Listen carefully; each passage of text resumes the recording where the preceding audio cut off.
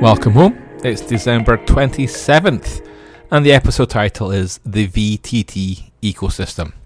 Gear Games won the RPG Publisher Spotlight. We won't get the interview back from them in time, but don't worry, we will publish it in January. I can tell you about their flagship game, the high fantasy Vulcania, as I reviewed it back in 2021, and I found a lot to like. I especially liked how Gear Games made the setting feel like an anime. The art helped, of course, but the setting also felt as if it could belong to a Crunchyroll show. This year, Gear Games published High School Cthulhu, which, in one sense, is very different for Vulcania, but it's also an interesting mashup. And in this game, you are a student in Innsmouth. I'm going to come back to that anime vibe game in a second, a different one. First though, I want to remind patrons, those awesome people, who they can vote for in the January RPG Publisher Spotlight. Your options are Christian Allaire, Wild Magic Surge, D20 Play, Star Trial RPG, and No Plot, Only Lore.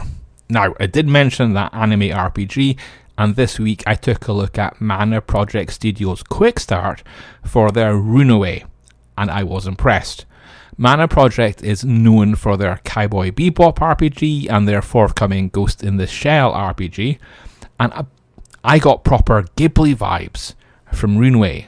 Well, Ghibli mixed with Adventure Time, and if you don't think that's possible, good news, Runeway's quick start is free to download, so you can check it for yourself. Runeway is set in the world of Weird, and did you know that Geek Native's old name was Game Weird? Game Weird was a sandbox in which I discovered I'm not smart enough to be a web developer, but it was an educational experience. I recommend Runeway based on its strong quick start.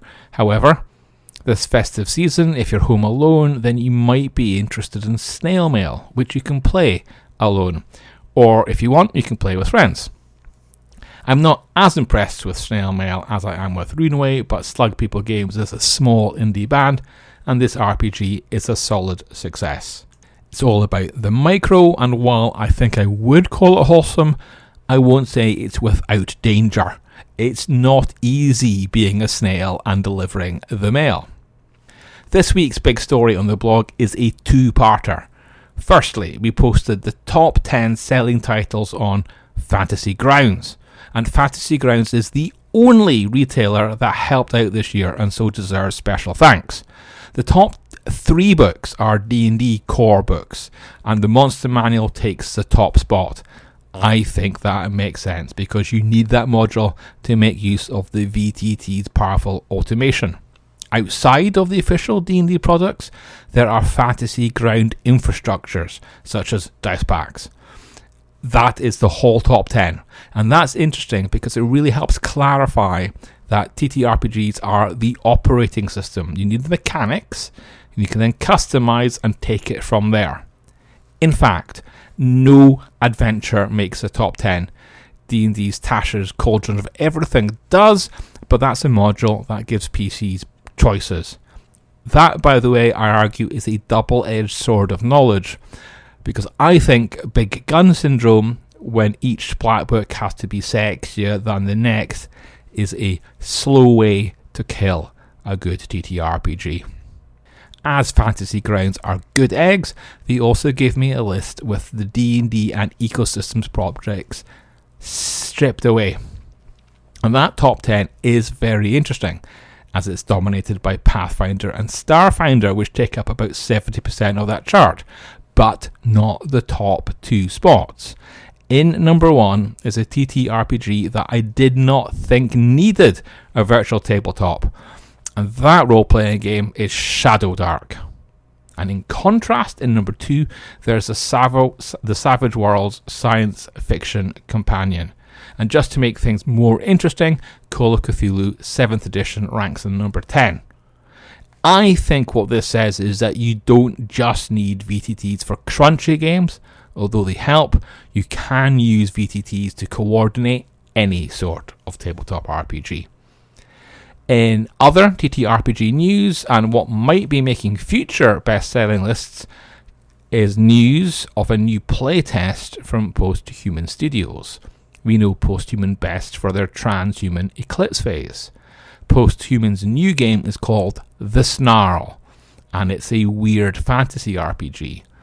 The setting, which is all that the playtest gives us at this point, is called The Weald. Eclipse phase was about existential risk and real danger. The Snarl is also dangerous, but with a stronger focus on a hostile environment. I wrote up the Kickstarter for Puzzle Master's mind-bending metal puzzles, and in doing so, I found out that the Canadian site Puzzle Master existed in the first place. Gang, I was this years old when I discovered that people paid several $100s for celebrity design challenges. I got Puzzle out of a Christmas cracker. I had no idea it was such a big thing. And lastly, for our outro, we've got 2 bundle offers and a competition. The bundles are for Rowan Deckard's Die RPG. It's a game in which our heroes are people from one life sucked into another world. And the other deal is from Cobalt Press, and it's the Black Flag and OGL Dramerborn Tales of the Valiant. If you've been holding off buying any Tales of the Valiant, now is the time to jump in a cost-effective way. The competition is for a tarot deck and guidebook. It's the official Dune Bene Gesserit Tarot deck, which I think is another great mashup of ideas. As usual, you have a pretty good mathematical chance of winning if you can enter, because you have to be in the UK to enter. Sorry, that's the laws. And given that many new RPGs use cards, even tarot cards, as a replacement to dice, I find myself buying a deck this year. I'll win this one, and you can shortcut that step. On that note, take care, and I will see you in 2026.